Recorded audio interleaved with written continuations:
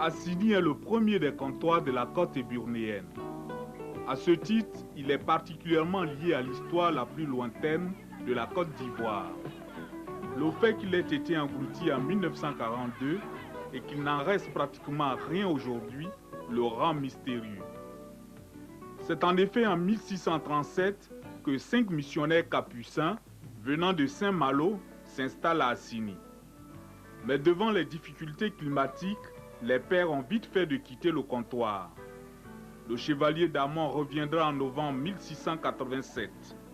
Aujourd'hui, il n'y a plus de missionnaires à Assini et c'est vraiment dommage.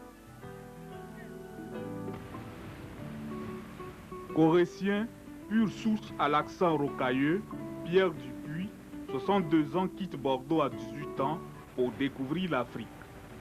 Arrivé en Côte d'Ivoire en 1952, ce Français devenu depuis belle lurette ivoirien s'installe à Babiniaa, un village d'Assini Mafia, en 1965. Bonjour, ça va?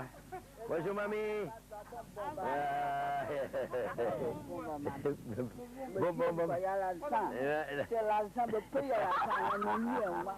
Bon, c'est ça, on va faire bonne affaire avec toi. Bonne affaire. Oui, le chef de village. Il est parti à Abidjan? Mais quoi, il est malade ou quoi? Il est malade à l'hôpital? Et le fils du chef, il n'est pas là? Hein? Il est parti? Il est parti où? Le fils, son fils, aussi.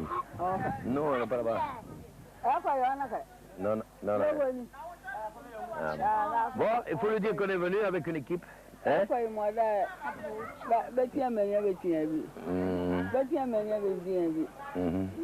Bon, merci mamie. Allez.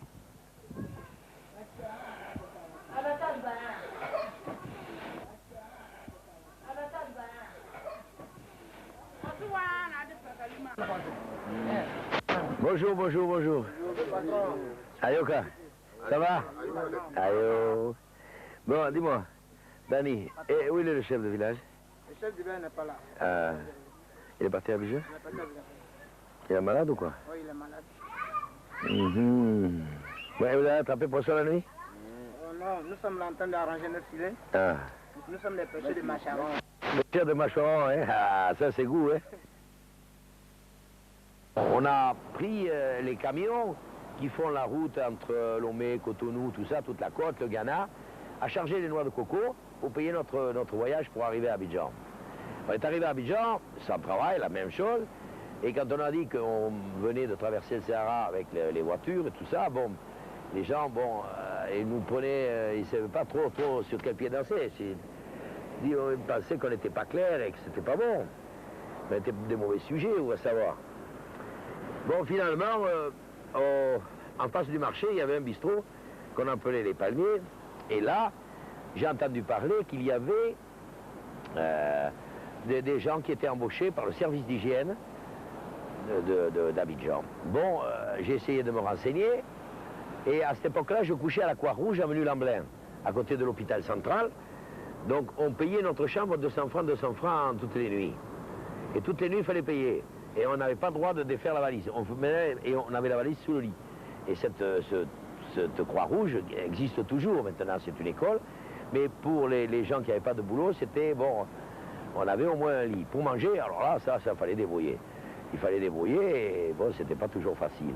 Donc, lorsque j'ai trouvé du travail à l'Institut d'hygiène, bon, moi, les moustiques, j'y connaissais pas grand-chose, mais j'ai été à la sortie, à midi, voir sortir les gens, et j'ai vu un Européen qui était là, et je lui ai demandé un peu comment ça se passait, ces histoires de moustiques, comment ça se reproduisait, comment... Bon, on a essayé de voir. Le lendemain, lorsque je me suis présenté donc au directeur, qui était le colonel Benson, bon, après m'avoir questionné, je dis, bon, j'y connais rien, mais j'ai essayé d'apprendre un peu, là, sur le tas, depuis 2-3 jours que je suis là, et je suis prêt à servir,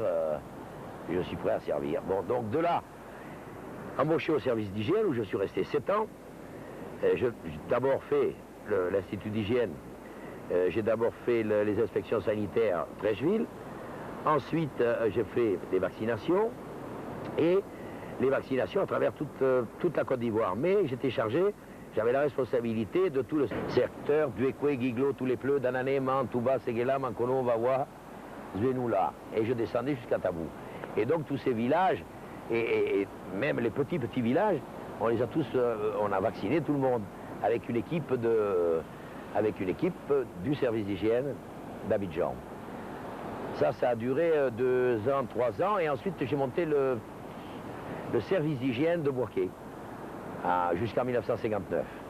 Pour l'arrivée à Assini, à cette époque-là, je travaillais, donc, à partir de 59, 60, je travaillais au service des pêches maritimes et je m'occupais de toute la modernisation de la pêche artisanale. C'est-à-dire qu'en 59-60, les filets ici étaient en coton.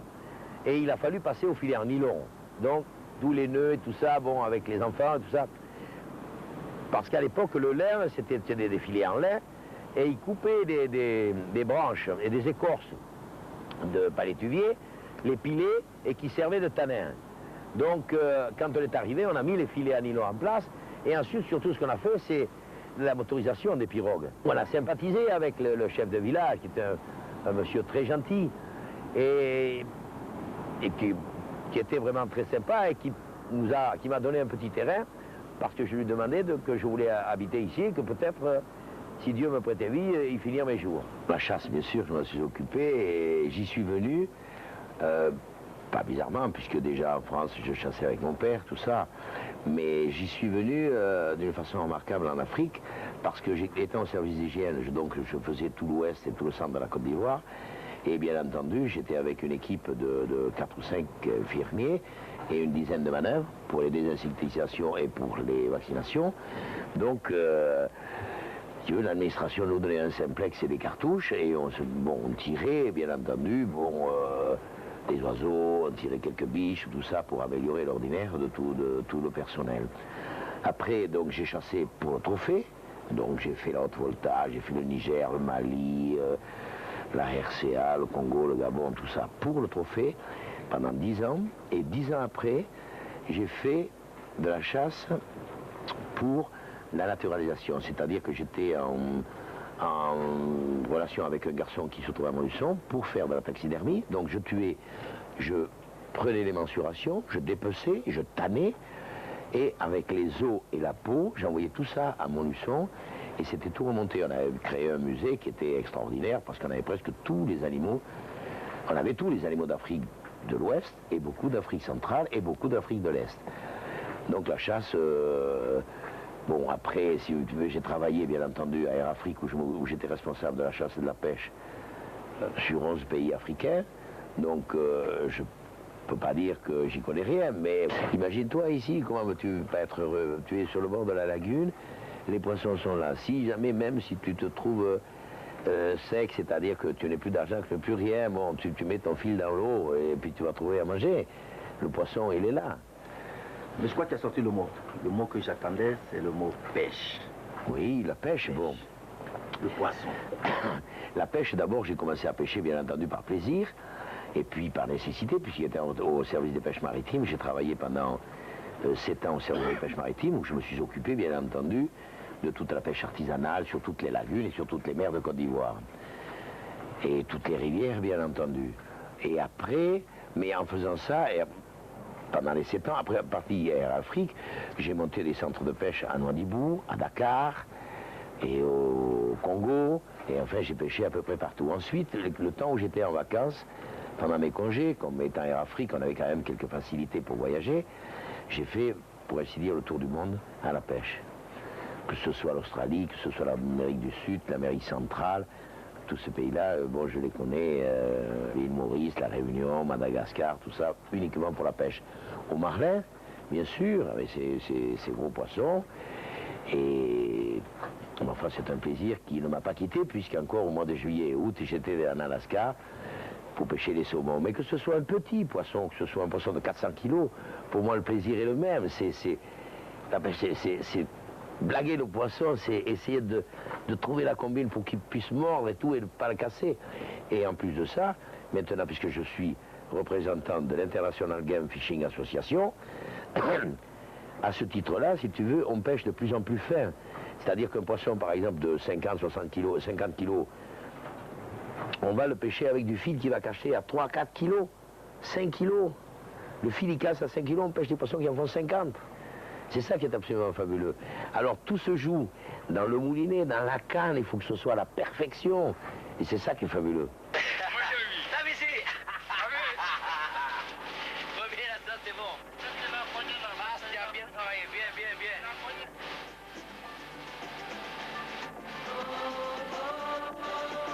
Imaginez-vous que depuis 25 ans, je n'ai connu que la brousse ou que la mer, et il me serait très difficile de vivre à Paris. Ça, même pendant mes vacances, je ne me les passe jamais en France, jamais.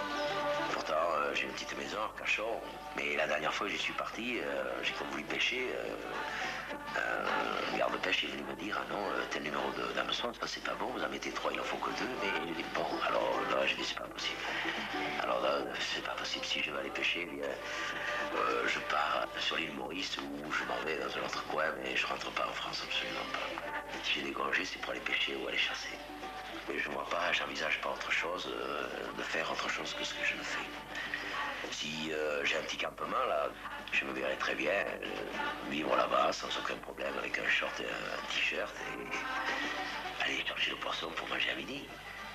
Avec un peu de tchéké. Le tchéké, c'est de la farine de manioc qui est faite dans le village, qui est tout à côté. Ça me suffit largement. 20 ans après le vœu fait dans un film du réalisateur français Étienne Laloux, nous retrouvons Pierre Dupuis dans sa maison de retraite à Babignières. Le rêve est devenu réalité.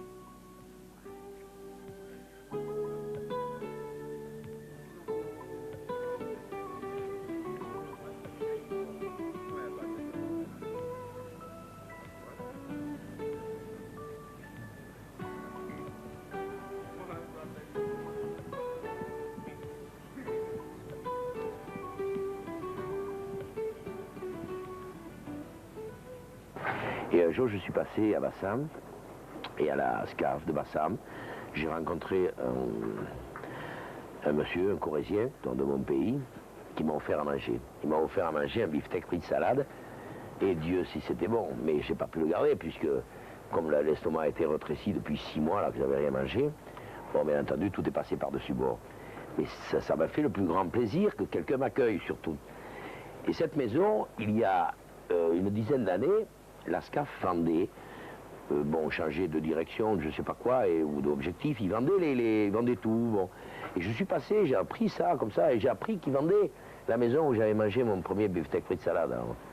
Alors, pour moi, c'était, le repas Maxime, c'est 0, parce que là, j'avais faim. Donc j'ai dit, si jamais ils vendent cette maison, je l'achète. Donc j'ai acheté la maison, à la SCAF Bassam, et j'ai tout démonté, et je l'ai remonté ici. Et je suis là, 40 ans après.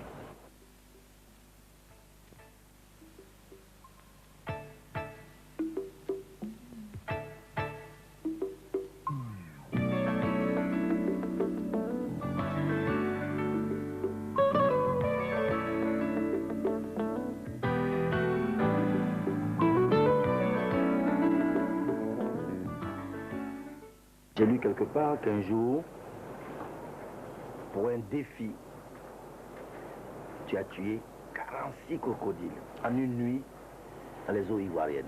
Affirmatif. Et affirmatif, j'ai tué 46 crocodiles parce qu'un ami en avait tué une trentaine. Et bon, moi j'ai dit, mais comment, est-ce que je ne suis pas garçon même? Je voulais lui montrer. Et à cette époque-là, on chassait à San Pedro. On chassait à San Pedro, mais pour aller à San Pedro, il n'y avait pas de route, il n'y avait rien. On prenait une pirogue à Sassandra et qui nous amenait jusqu'à San Pedro. Il nous débarquait avec le bateau, le sel, l'essence et tout ça. On avait un tout petit moteur. Et il revenait nous chercher à la lune d'après, 28 jours après. Donc on le payait l'aller, le deuxième, on coupait le billet en deux. Et quand il revenait chercher, il avait le deuxième morceau du billet. Bon, donc un soir, on est rentré sur la lagune d'Igoué. Et là, il y avait beaucoup de crocodiles. On est parti vers 3 heures, et puis on a continué sur Assini Mafia. Mafia, on est passé devant La Passe, ensuite Quartier France, et puis on est remonté vers la lagune Abi. Dans la lagune Abi, on a été presque jusqu'à la frontière du Ghana, où il y a les douaniers ghanéens. Un peu avant, Il y a une baie que l'on connaît depuis 30 ans au moins. On sait qu'il y a au moins une centaine de crocodiles, des beaux, et ils ont la particularité ça rentre sous la peau. Ce qui se passe, ce redent fait sortir le petit bout de harpon qui est là. Et à ce moment-là, ça ne peut pas sortir. Comme ça fait 4 ou 5 mm pour entrer, et il y en a 12 ou 14 pour sortir, comme la peau est très très très solide, ça ne peut pas sortir. Alors bien entendu, il y a pour des crocodiles de 1 mètre, ou voilà, les petits, et puis lorsqu'ils en tombent par exemple sur un gros de 4 mètres, il faut quand même employer le gros harpon, parce que le petit ne tiendrait pas.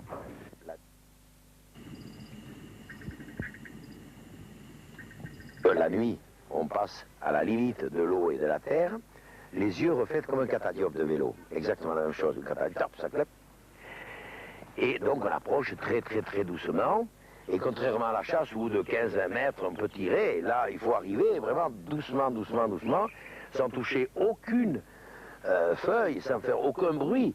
Il entend le bruit du moteur, il voit la lampe qui l'aveugle, mais il ne situe pas le bruit. Si jamais on fait le moindre choc, ou bien que l'on parle, il situe la distance où le danger se trouve, et il plonge immédiatement. Donc, sans aucun bruit, on arrive. Et il faut arriver à lui piquer le harpon, pour pas trop le blesser, bien entendu. On veut le tirer juste ici dans le gras du cou. C'est pas les fakirs qui se passent une aiguille d'un côté à l'autre, ils n'en meurent pas.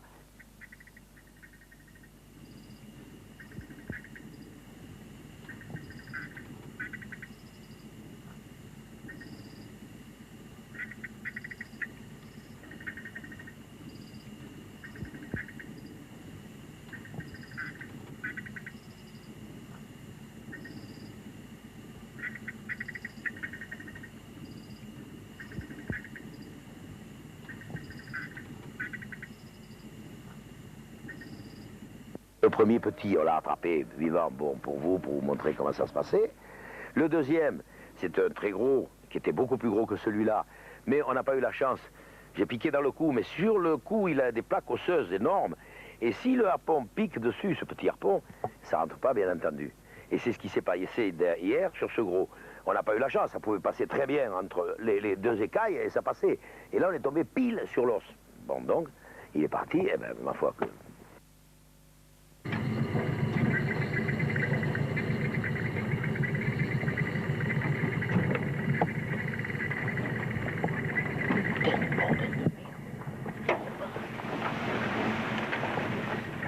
Oui, ça, c'est rien de comparable avec la chasse. Parce que la chasse, bon, on tire et puis après c'est fini. Ça, c'est vraiment... c'est plus passionnant, beaucoup plus passionnant. Comme disent les Américains, exciting.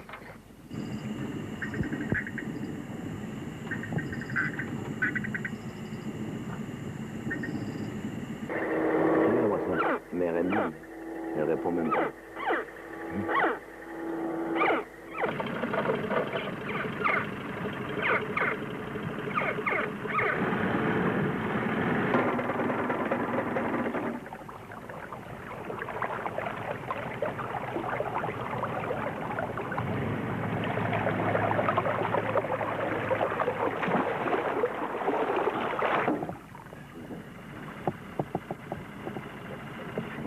Ça, c'est du 20 livres, hein? Ouais, 80 livres, ouais. Oui, pouf. En arrière, toujours doucement. Doucement. Voilà. Oui. En arrière, Michel.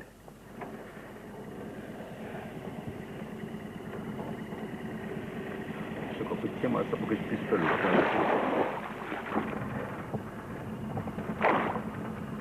Là, il est fâché.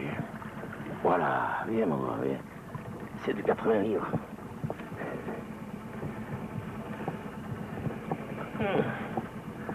Voilà.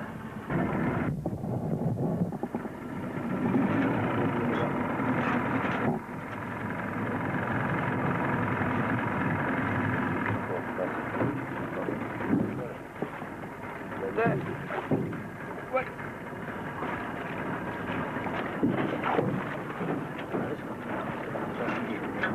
Tu fais. Voilà. Doucement.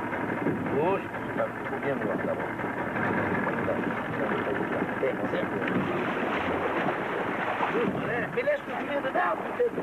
toi. Sors tes mains de là-bas. Oh. Tu le laisses s'entortiller, voilà. Bon, bouge pas. Tiens-le là. Tiens, doucement, il ne faut pas tirer, ça va casser. Et tu vois que ça tire trop, tu le sortir. Allez.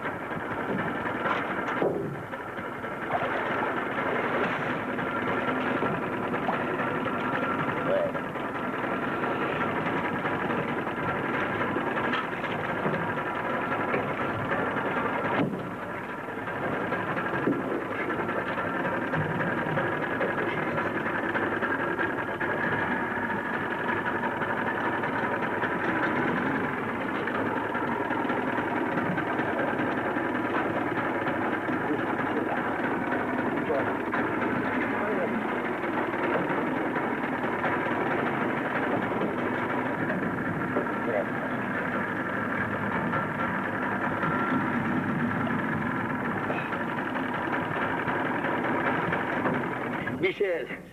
Patron. Donc ici. Voilà. Dans la nuit. Et si mon loulou, allez. À la maison. Bon, fais doucement.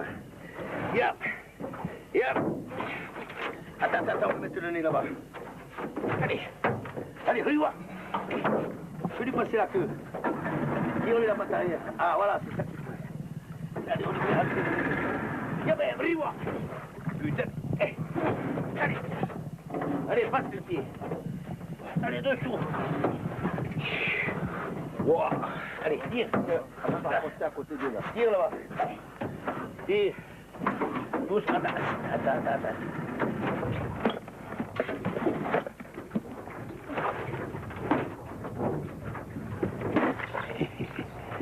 Et regarde. S'il est bon. Allez, on va lui sortir son élastique. Voilà, déjà, quand il te fait le bisou, celui-là, il te marque bien, hein. Quand il te fait le bisou, tu vois. Et alors, à l'explication, quand je vous expliquerai, tu vois, la langue est rattachée à la mâchoire inférieure, ce qui fait qu'il peut mordre sous l'eau et attraper ses proies sans avaler d'eau. Toi, si tu mords sous l'eau, tu avales de l'eau. Mais lui, avec son clapet qu'il y a là, il ne peut pas avaler d'eau. Ça lui permet d'attraper ses proies, et puis maintenant sortir la tête hors de l'eau, puis hop, les avaler. Il est conçu comme ça. Et ensuite, il a 2 yeux, 2 paupières, qui sont une horizontale, l'autre verticale, et la verticale est translucide, c'est-à-dire qu'il peut voir sous l'eau pour attraper ses proies sans que ça le gêne. C'est-à-dire, c'est comme un masque. Est-ce que tu la vois, voilà. Il a une paupière qui est translucide, qui vient verticalement, et l'autre horizontalement, celle qui ferme normalement. Voilà, celle-là, elle est fermée. Allez, voilà. Hop, tu vois, elle se dégage. Tu vois? Bon, allez, maintenant, on va la mener. On va la descendre. Ça fait un peu haut, là. Oh, pardon. Hé, là-bas, doucement. Doucement, je vous amène un compagnon.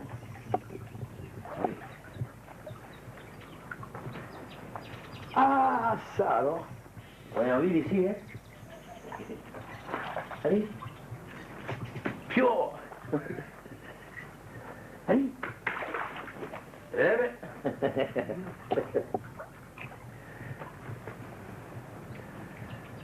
Voilà, il va reconnaître le territoire.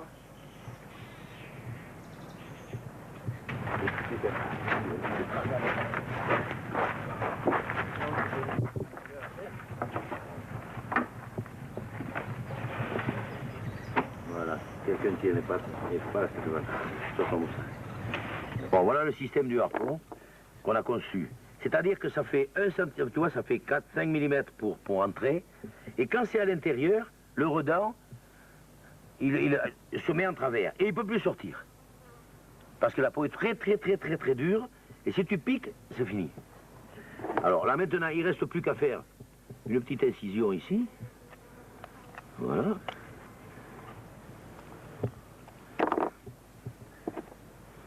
Voilà. Voilà. Ah, pour ça qu'on en meurt. Allez, tourne-le bien, la plaie.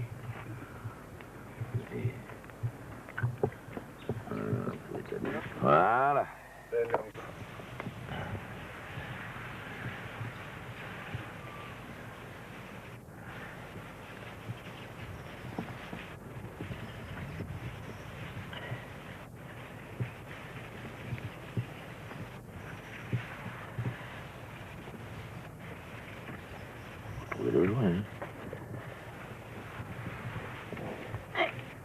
Bon, eh bien, très bien. Bon, donc maintenant, on va l'amener dans son bassin. Poussez. Voilà, Simon, ça, c'est un coco qui doit avoir à peu près une quarantaine d'années. Aujourd'hui, tu les élèves, tu les protèges. Mais c'est pas parce que tu as un certain remords de les avoir tellement tués que tu es devenu leur défenseur numéro 1 aujourd'hui. Mais tu sais que les meilleurs défenseurs, les plus grands écologistes, les plus grands braconniers, ont été les plus grands braconniers. Que ce soit des gens qui ont chassé maintenant, ils ne veulent pas, absolument pas, que personne ne tire. Tu vois le filet là, ils vont marquer. 6 heures, accompagné de son fidèle compagnon Michel, il s'occupe de sa pisciculture, une petite unité de carpe et de mâchoiron. Ce qu'il a fait à la mon ami, il faut au moins 400 grammes, hein. 400-500 grammes.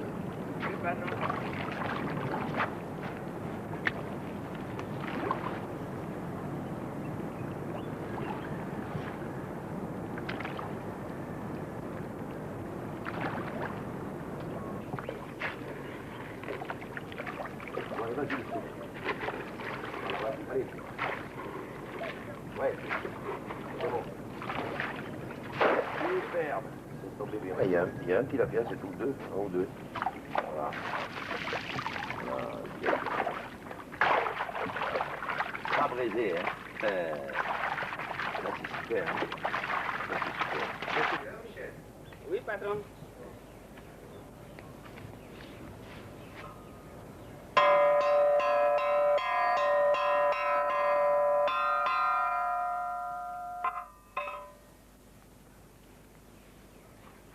Vendredi 29.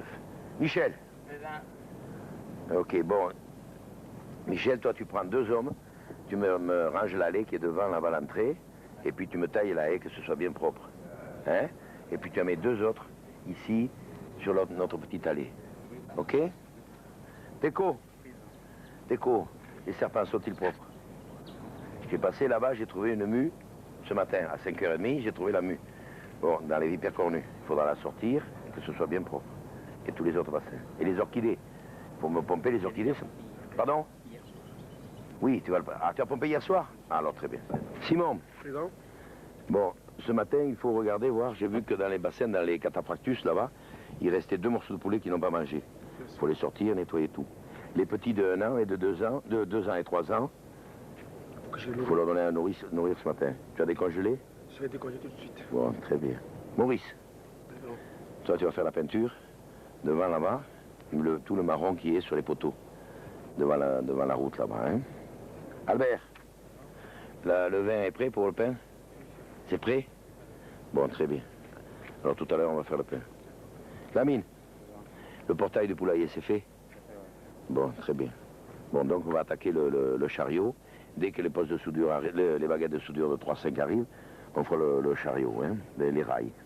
Moussa, tu démontes les tôles qui sont là-bas sur le poulailler, sur le 10e poulailler. On va tout reconditionner bien comme il faut. Étienne, avec Michel. Bon, allez, en route. Allez. Bon, Martin, tu es avec la pirogue, toi? Oui. Bon, il faut traverser de l'autre côté parce qu'on va aller là-bas tout à l'heure. Hein? Bon. Tu as pas de pointe? 2, combien? De 8. De 8? Demande à M. Léonard, là, il doit en avoir.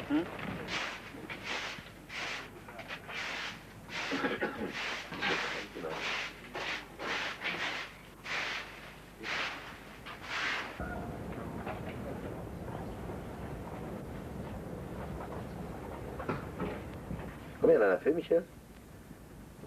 7. Hein, 4? 7. 7. Eh bien, très bien, c'est bon. Hein? Oui. Bien sûr. Bien sûr, si c'est mignon.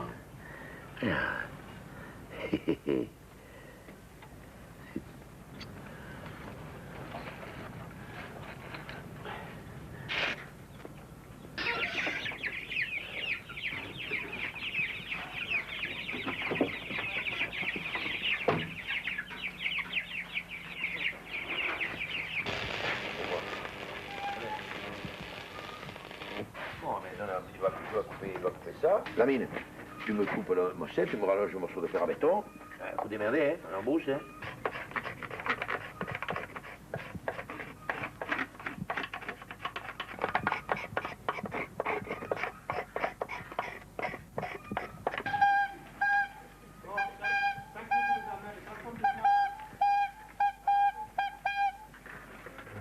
Bonjour, monsieur.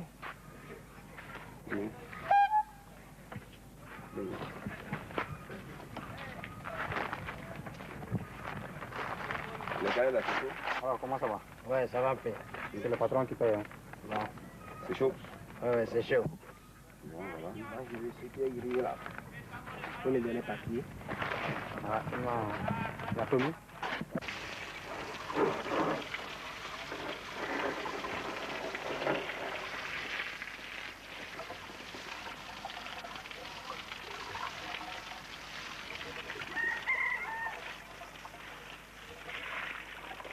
Sous la direction du maître des lieux, les 15 employés de la ferme s'attellent aux tâches quotidiennes. Aujourd'hui, 420 crocodiles sont locataires à la ferme. Elle peut en recevoir 10 fois plus. Attrape-moi le petit, là. Mais dis donc, c'est pas... Regarde-moi. Regarde-moi. Regarde-moi ça. Bon, alors...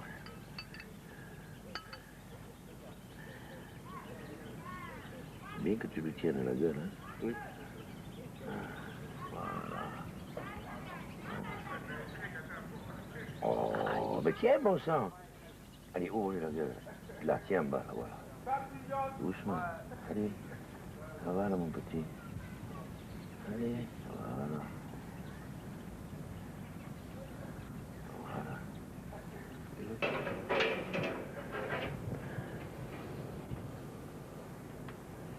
Voici les nageurs noirs et blancs. Ils ont été capturés sur la route non loin d'Assidi. Toujours sur sa garde et très venimeux, le nageur est le seul serpent d'Afrique qui attaque sans aucune provocation.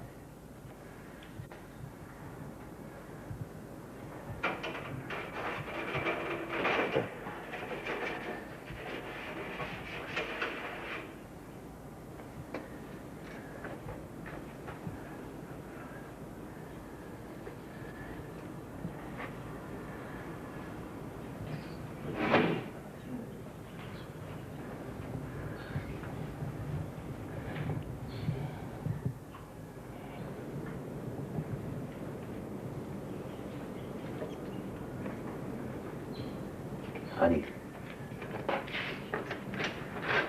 Fais-moi une autre pour l'autre. Ah, ça fait mal au cœur de leur donner ça. Mais comment on fait? On leur laisse la porte ouverte? Elle devient vers moi. Et voilà. Allez. Tout le monde a mangé. Voilà.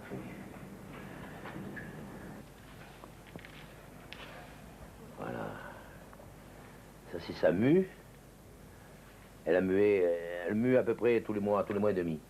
C'est-à-dire qu'elle mange bien. Tu vas voir, la peau est d'un velouté absolument extraordinaire. Et si jamais elle ne bouge pas, tu vois, tu peux facilement marcher dessus.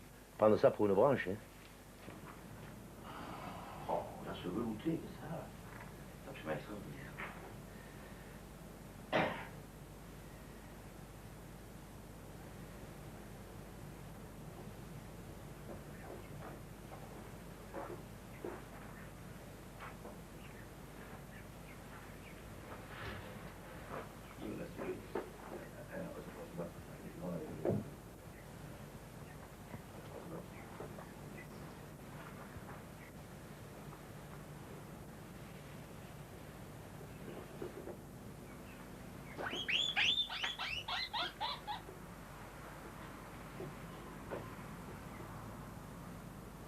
Ça fait un peu mal au cœur, hein, mec, si tu veux faire.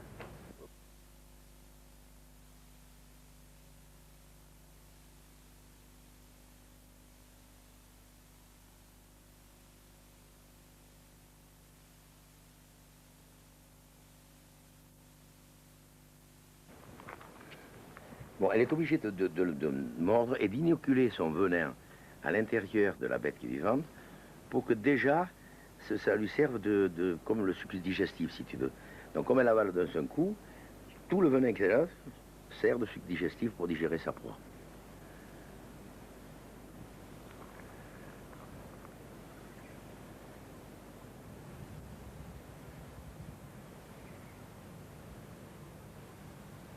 cochon d'Inde, il en a pour 3, 4, 5 secondes à peu près, hein, puis c'est fini. Hein. Voilà, tu vois. Là, il ne peut plus respirer, c'est fini. Il a tous les centres nerveux qui sont paralysés. C'est fini.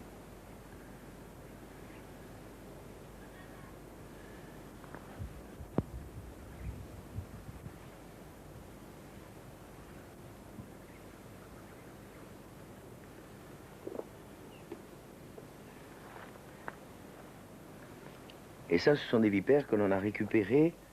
Il y en a une qui vient de démarrer. Le mâle vient de démarrer. La femelle, je l'ai trouvée sur la route de terre qui fait entre San Pedro et Gran Beribi. Avant d'arriver, 4-5 km avant d'arriver à Gran Beribi. De nuit, elle était levée au milieu de la route dans un trou. Puis on l'a ramassée, puis on l'a mis dans la caisse, puis on l'a revenue jusqu'ici. Et elles étaient beaucoup plus petites, là, si tu veux, comme on les nourrit bien, qu'elles ne se fatiguent pas pour chercher la nourriture. Donc, si tu veux, tous les 8-10 jours, dès qu'elles ont mué, impératif, on leur donne à manger, mais tous les 8-10 jours, on leur donne un petit cochon d'Inde ou un rat, ou on capture des rats, tu sais, de brousse, là, des petits mulots et tout ça. Mais elles sont vraiment très, très, très, très belles. Tu vois, on distingue bien les deux crochets. Elle les fait marcher l'un après l'autre, tu vois, pour essayer de pousser. Toi, regarde ce crochet. Ça, c'est des crochets qui font au moins 3 cm et demi, 4 cm presque. Ça, c'est vraiment hyper dangereux. Dès qu'elle te pique, et en plus de ça, c'est le serpent qui a le plus de venin. Il arrive à avoir, entre les deux poches à venin, jusqu'à 4 cc uniquement de venin. Ça, c'est hyper dangereux. Tu vois le crochet? Tu as vu le crochet comme il est complètement à l'intérieur? Et dès que, pour pousser sa proie, elle s'en sert pour ingurgiter sa proie.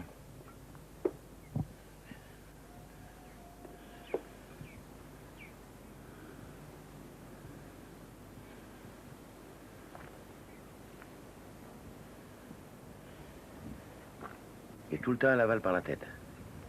Continuellement par la tête.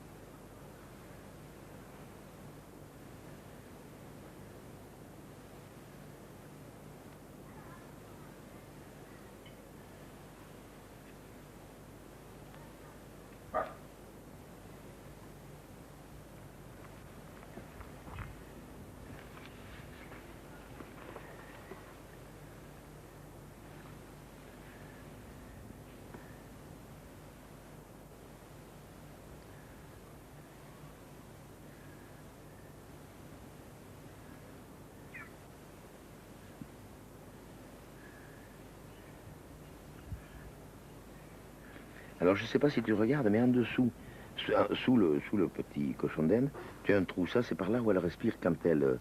regarde le trou, tu vas voir, sous les pattes, tu vas regarder, il y a un petit tuyau qui s'ouvre et qui se ferme. C'est par là où elle respire le temps qu'elle avale. Entre les pattes. Voilà, t'as vu? Tu vois le trou qui s'ouvre et qui se ferme? Voilà, c'est ça. C'est par là qu'elle respire lorsque elle avale sa proie.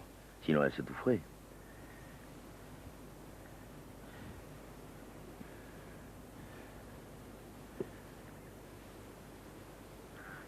On voit bien le petit trou là.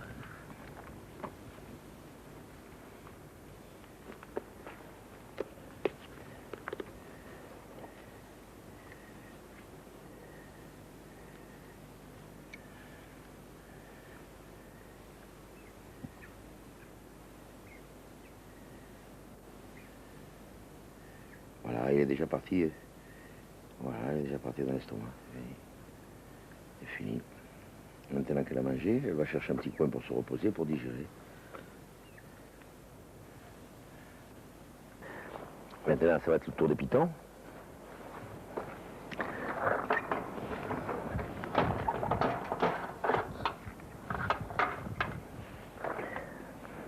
Voilà.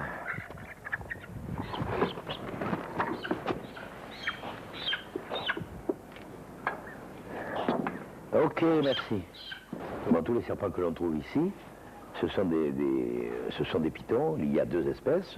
C'est le piton de Seba, qui est celui-ci qui arrive à 4 mètres, et le piton royal, qui est un piton qui vit plus dans la zone sahélienne. Il n'y a pas de bois sur l'Afrique.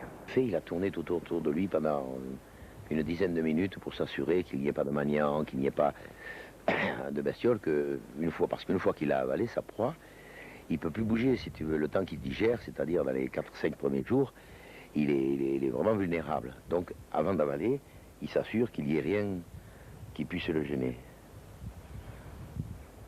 Voilà. Et en principe, toujours, ils avalent par la tête. Mais à part une fois où j'ai vu un coq de buffon attaqué par un python, mais c'était un jeune coq de buffon, il avait des cornes qui faisaient 15 à 18 cm de long, et c'est la seule fois où je l'ai vu prendre le coq par l'arrière, tirer et mordre. C'est un python quand même il faisait bien 5-6 mètres, 6 mètres facile. Il l'a tiré par l'arrière pour mettre les pattes dans le sens de la bête, tu vois, la tête vers l'avant, donc il l'a avalé par l'arrière. Il a déployé une gueule absolument extraordinaire, parce que ce python qui était gros de diamètre, à peu près 18-20 cm, la tête, bon, a trouvé le moyen de s'élargir, de se dilater pour prendre l'antilope par l'arrière complètement. Et ça, j'ai vu ça une seule fois. Parce que si jamais la bête n'a pas de cornes et tout ça, il avale par la tête. Et ce python, c'était un RCA, c'était dans le parc Saint-Floris, et on est passé 4-5 jours sans le déranger, on est passé 4-5 jours après, on a trouvé que la tête avait pourri, et il avait détaché la tête du corps, en se secouant sûrement. On a trouvé la tête du coq de buffon, et tout le reste, il l'avait avalé. Mais il a fallu attendre qu'au moins 4 ou 5 jours, que tout pourrisse, et qu'il secoue jusqu'à ce que la tête tombe d'elle-même. Et il a avalé le reste, bien entendu. Bon, quand on voit cette petite tête, et puis qui va s'élargir pour avaler ce poulet, c'est quand même extraordinaire, hein.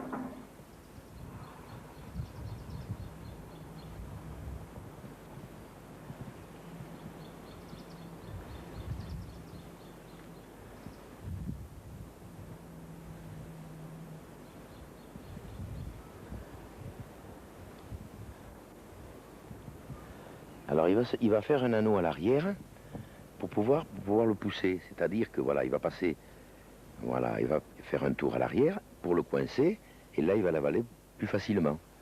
Voilà.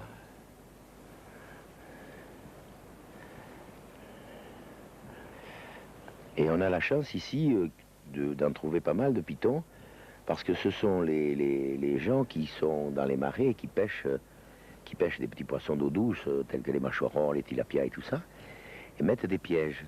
Et dans ces pièges, bon, bien souvent, le serpent mangeant, tous les serpents mangeant du poisson, sentent dans le piège le poisson et rentrent dedans. Et les gens viennent nous chercher dès qu'il y a un serpent, et nous disent, ah, patron, il y a le serpent, il est rentré dans mon piège. Donc on va en brousse avec eux, dans le poteau-poteau, et puis on récupère le piège, suivant ce que c'est, si c'est un mamba, noir et blanc, si c'est un cracheur, tout ça, bon, on les amène ici chez nous. Et bien souvent, il y a des pitons. Mais on a trouvé chose extraordinaire et rare, c'est qu'on a trouvé ici dans les marais des vipères cornues qui étaient dans l'eau, carrément dans l'eau, puisque le marais s'étend sur des hectares et des hectares, et ces vipères cornues vivaient dans l'eau carrément. Alors que, bon, en principe, c'était un truc de forêt ou de savane. Là, c'était dans l'eau, dans le marais absolu.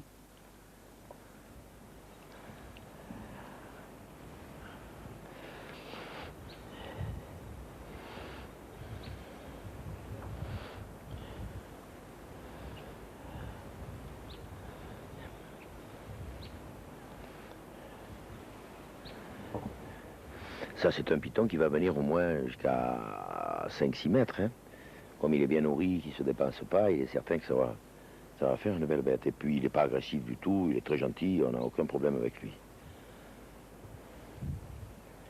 Le gros problème, c'est de le nourrir, mais on est obligé d'en passer par là. Et de lui donner, bien entendu, des animaux vivants, soit des canards, soit des poulets, soit... Il faut remarquer la mâchoire inférieure, comme elle est complètement articulée. Ça, bon, le python, lui, donc, il n'y a pas de problème de venin. Mais lorsque ce sont des vipères cornues, que ce sont des cracheurs ou des nageas noirs et blancs, bon, ces animaux-là inoculent le venin dans la bête, quand elle est vivante, de façon que ça se répartisse dans tout le corps, dans tous les vaisseaux sanguins, et ça commence à le digérer. C'est ce qui va lui faciliter la digestion lorsqu'elle va ingurgiter ces animaux. Donc déjà, ce venin va servir comme du sucre digestif. Pour les pythons, bon, les pythons, c'est pareil, ce sont des serpents qui n'ont pas de venin, et ce sont des animaux qui ne mangent que des animaux vivants. Rares, sauf ceux qui sont élevés en captivité, comme ceux que nous avons là, ici, des jeunes. Petit à petit, on leur donne des animaux vivants pour les démarrer. Une fois qu'ils sont habitués à la cage et tout ça, à ce moment-là, on commence à leur donner des animaux morts.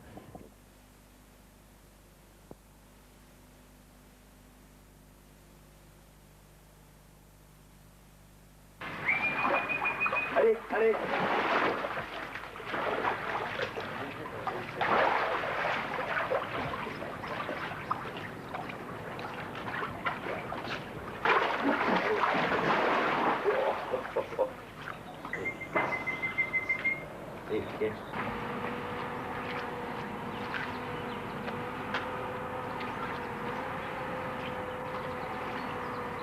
Ça, c'est Arthur et Joséphine. Ça, Arthur, c'est le plus vieux, avec Joséphine, que j'ai depuis à peu près une quinzaine d'années. Que j'ai gardé. C'est les deux seuls que j'ai gardés. Et Arthur, c'est lui qui a mangé un jour, un accident est arrivé, il y a un petit chien qui a sauté dedans. Alors là, il a été liquidé immédiatement. Ça, c'est un coup malheureux. Sinon, Joséphine, les premières années, quand on l'a amenée ici, je ne sais pas pourquoi ça ne lui plaisait pas, pour pondre, elle a fait un trou sous le mur, et elle est partie pondre dans la lagune. Bon, alors elle est partie, alors on l'a cherchée le soir dans la lagune, on ne l'a pas trouvée. Elle s'était cachée, on ne l'a jamais trouvée. Et puis un jour, peut-être quelques jours, 3 semaines après, un mois, peut-être quand elle a eu pondu, elle est revenue, elle a tourné autour du bassin, elle a creusé, elle est rentrée dans le bassin. Alors, et nous, les petits, on les a trouvés à, si tu veux, à 300 mètres d'ici, dans la lagune. Arthur, le plus vieux, et Joséphine, sa fiancée. Et Joséphine, si tu veux, elle va creuser un trou dans le sable, ici, pour pondre à peu près une quarantaine d'œufs. Bon, dès que les œufs sont pondus, nous sortons ces œufs, on les marque, bon, il faut faire très attention parce qu'elle allait fâcher, on les marque sur le dessus au feutre, pour ne pas les tourner, et on les met en incubation. Donc on choisit ou les mâles ou les femelles, suivant la température.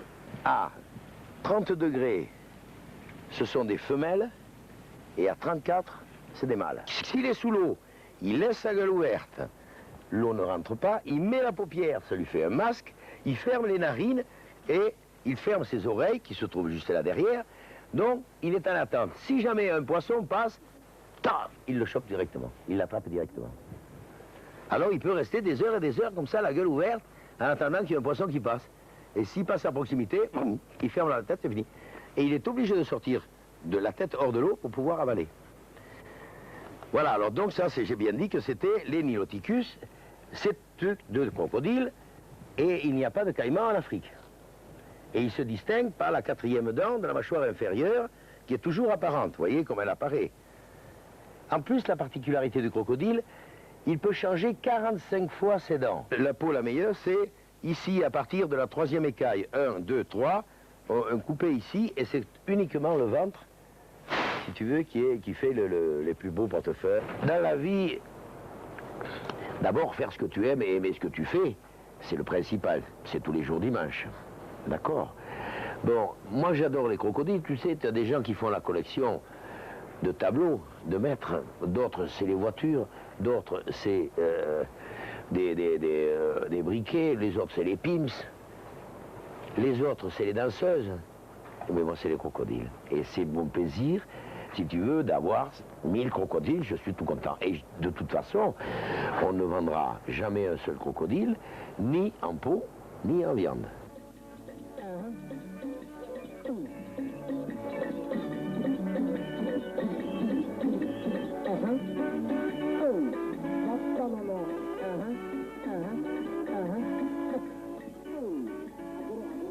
Connue sous le nom Crocodile d'Ipi, la ferme a une superficie de 12 hectares. Achetée dans les années 1970, Pierre Dupuis transforma une partie de sa cocoterie en un complexe hôtelier comprenant 4 chambres et un bâti d'une capacité d'accueil de 80 personnes.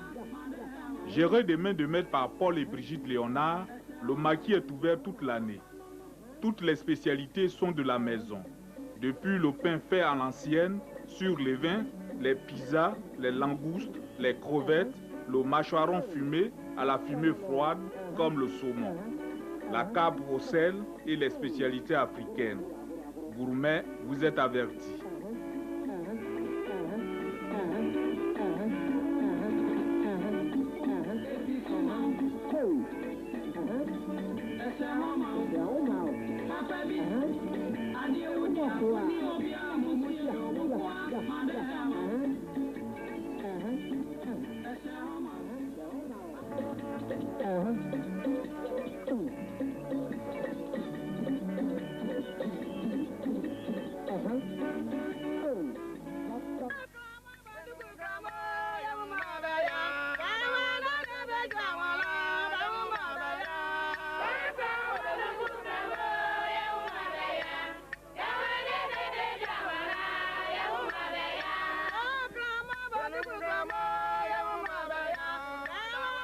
Pierre Dupuis a choisi la Côte d'Ivoire. Les notables d'Assini Mafia l'ont adopté. C'est pour cela qu'il est toujours présent aux grandes cérémonies en compagnie des anciens. Nous ne pouvons pas trouver meilleure conclusion que ces mots sages qu'affectionne tant Pierre Dupuis. Je suis content de moi, pas d'avoir gagné ni perdu, mais de l'avoir fait. Faire ce que l'on aime et aimer ce que l'on fait. C'est tous les jours dimanche. Sacré Pierre Dupuis.